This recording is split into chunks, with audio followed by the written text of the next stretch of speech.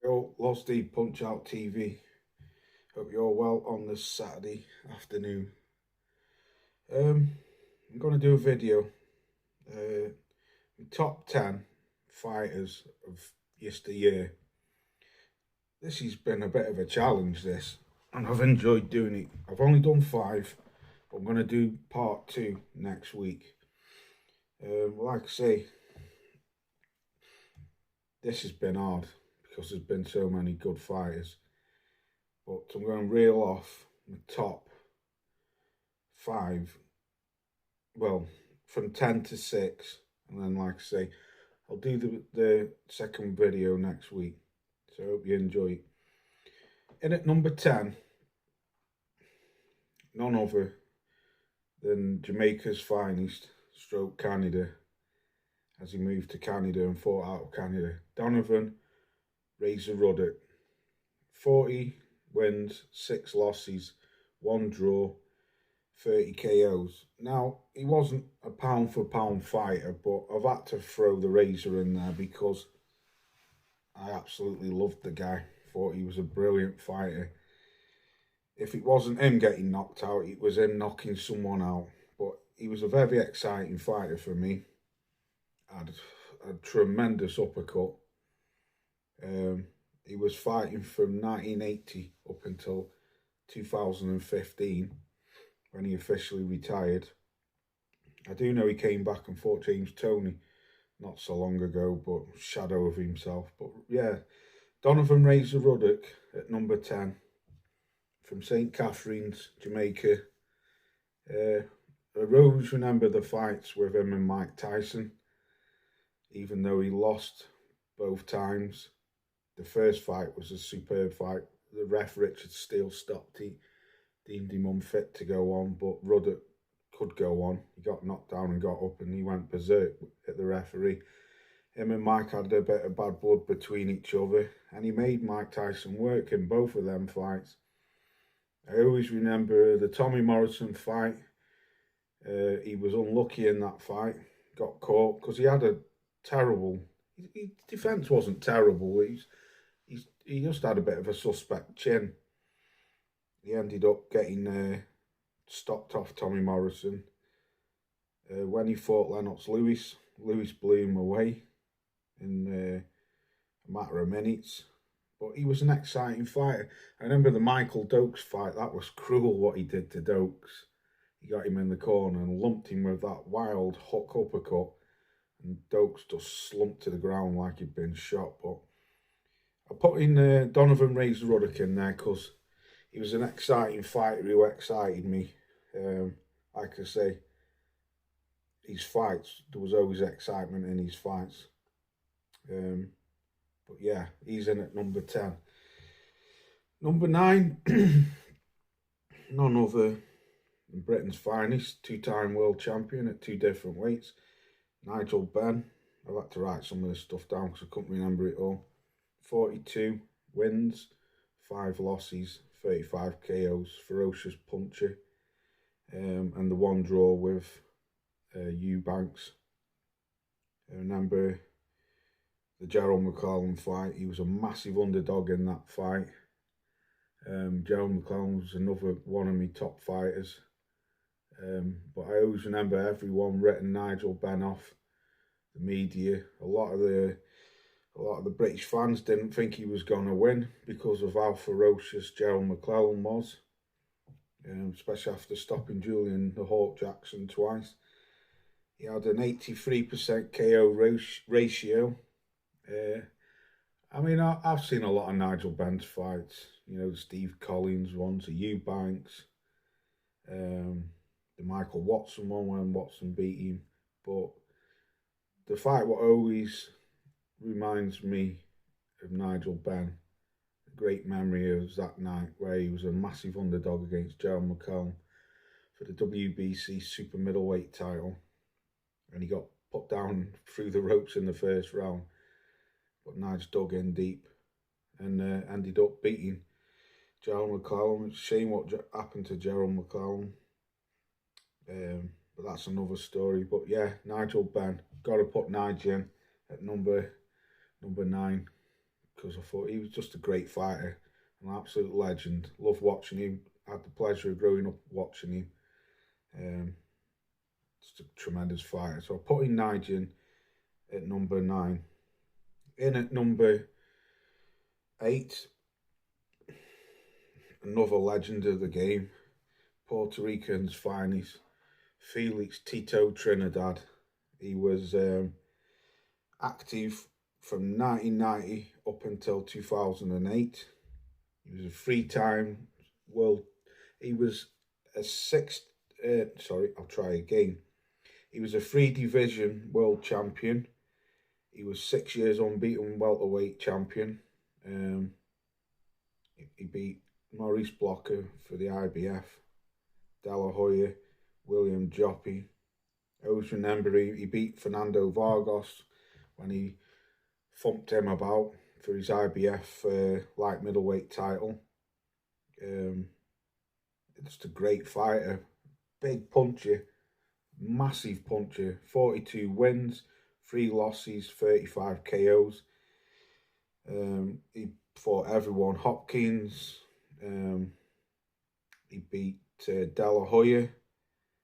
He lost to Ronald Winky Wright, who was another great fighter. Was it Miyoga when he beat him up? Yeah, it was. I can't think of his first name, that Miyoga. Them two had bad blood between them, and he knocked him all around the ring. But Trinidad, great orthodox fighter, big puncher, great movement. He's just a great legend, a very exciting fighter. Like I say, I haven't got the best memory. I didn't see all of his fights. I'll be a lying if I said I did, but I saw a lot of Felix Trinidad's fights. I always liked him. He was an exciting fighter. Something like, say, he lost to Roy Jones Jr. in his last fight. I think that was at light heavyweight, but he was done by then. He was past then. He did retire. I think it was in 2004. He retired, but he come back. Yeah, great fighter, savage fighter. Really, I remember there was a British guy called Kevin someone. I can't remember his last name. I remember he won a load of fights over here. I remember watching it on Sky Sports, and he went over to America to fight Trinidad, and he absolutely got annihilated. I can't think of his last name. He got put through the ropes. Trinidad just destroyed him. But yeah, what was I going to say? Sorry. Just an absolute great fighter. So yeah, got to have Trinidad in there at number 8. He beat some good fighters, Felix Trinidad, man. He was a great fighter, exciting fighter. So, in at number 4, it's been hard to pick this because there's some great fighters out there. My last 5 is going, well, my last 4 is going to be hard because I know who's my favourite fighter of all time, but I've got to put De La Hoya in at number 7. Now, an absolute weapon outside of the ring, but in the ring, what a fighter he was, Oscar De La Hoya. Nicknamed the Golden Boy for capturing an Olympic gold medal in Barcelona in 1992. He was 11 world titles at 6 weight division champion. He won 11 world titles at 6 weight divisions, streaming from super feather, lightweight, light welterweight, middleweight, light middleweight, and featherweight. But what a fighter. He lost to Shane Mosley, Pac-Man, Bernard Hopkins. He beat Ettore Gatti, another orthodox fighter, very clever fighter. Should have lost to Pernell Whitaker, because Whitaker won that fight, but De La Hoya somehow won that fight. But Pernell Whitaker, in my eyes, won that fight, and I think a lot of people say that Whitaker won. De La Hoya was active from 92 to 2008. His record stands at 39 wins, 6 losses, 30 KOs, and he was KO'd twice. I think Hopkins stopped him. But for me, the fight's what always remind me of Oscar De La Hoya. One was Fernando Vargas, because Fernando Vargas, there's that famous clip what goes around at the press conference where he's talking in that,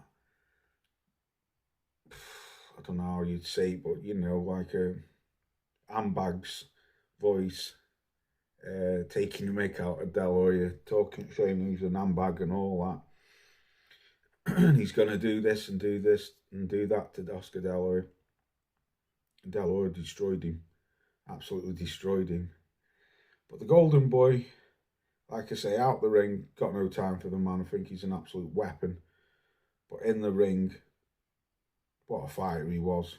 And another fight what sticks out for me was the I-Quartet fight, when he beat I-Quartet for the WBA title. He was named Fighter of the Year in 87 and 90. I'll come back to the I-Quartet fight in a minute. He was named Fighter of the Year twice, 87 and 90. No, sorry, I'm looking on the wrong one.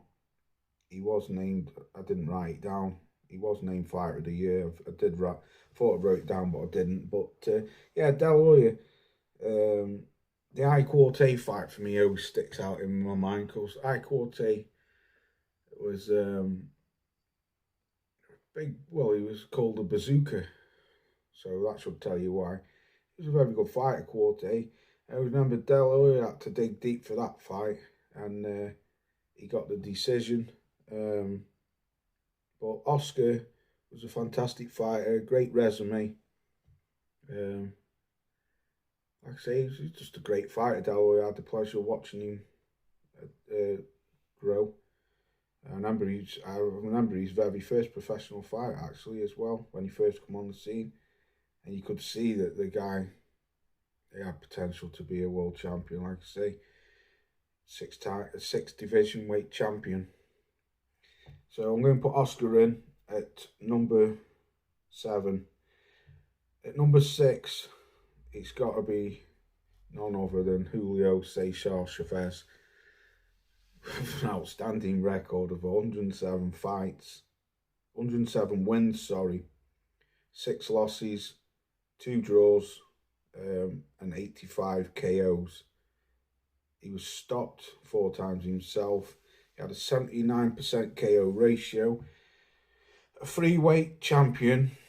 He was pound for pound and Ring Magazine champion from 1990 to 93. He had he was Fighter of the Year in 1987 and 1990, capturing super featherweight world titles, lightweight world titles, and light welterweight titles.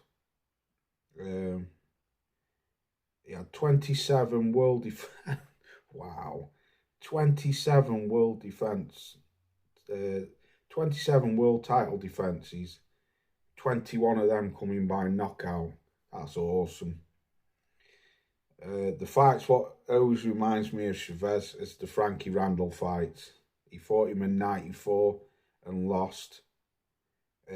Frankie the Surgeon Randall. And then he fought him again in 2004 and won on a unanimous decision. But I'm not too sure if that was his first loss was to Frankie Randall. I'd have to go back and check. I think it was. I think Chavez's first loss was to Frankie Randall in 94. I could be wrong, but I think it was. I know he lost twice to De La Hoya. De La Hoya bloodied up his face. He retired on his stool in one fight, and he was stopped in the first fight. But for me, Chavez, I always remember the hook to the body, like round the kidneys. That's where he used to love swinging that big right hands to the kidneys. And then he was another one who had a great uppercut. But Chavez, yeah, ferocious fighter. Used to fight, what, a minimum, I think, of something like 5 fights a year, something like that. I say he had a staggering 107 wins. Just an all-round great fighter. Don't make them like that anymore. Some consider him as the greatest Mexican, or, you know, you're not going to see Chavez again. I don't know, you might do, but he was, the Mexicanos always pull out great fighters. But Chavez, Julio Cesar Chavez, absolute legend of the game. Unfortunately, his son was nothing like him. But that's not to be said that his dad wasn't an absolute legend. Great fighter. So I've got Razor at 10, Nigel Benn at number 9. I always remember the Sugar Boy Malinga fight as well with Nigel Benn. That was a good fight. And when he beat Iron Barkley as well. He lost to Sugar Boy Malinga though. But anyway, I've got Nigel at number 9. Felix Trinidad at 8. Del Hoya at 7. And Julio Cesar Chavez at 6. So I'll do the second part of this next week. Hope you enjoyed it. Let me know who your top 10 of all time are.